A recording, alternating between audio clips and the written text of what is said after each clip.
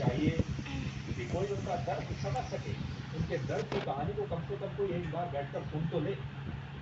उन्हें समर्थन चाहिए और उन्हें मदद चाहिए, और प्रधानमंत्री मोदी ये सारी चीजें उन्हें देने में सक्षम है। वो मदद भी दे सकते हैं, समर्थन भी दे सकते हैं, उनके दर्द को समझ भी सकते हैं और उन्हें अपनी हमदर्दी भी दे सकते हैं। और आज उन्होंने कह भी दिया कि हम इस युद्ध में न्यूट्रल नहीं, हम शांति के पक्ष में, हम शांति के साथ खड़े हैं।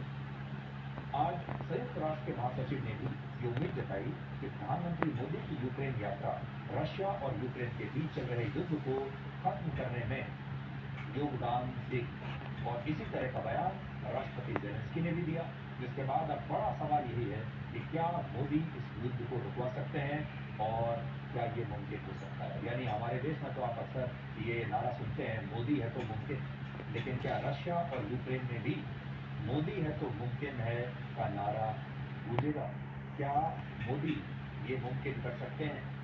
असल में दुनिया के बड़े बड़े देशों, भारत अकेला ऐसा देश है जो इस युद्ध में रशिया और यूक्रेन के बीच एक मध्यस्थ की भूमिका निभाने की स्थिति में है।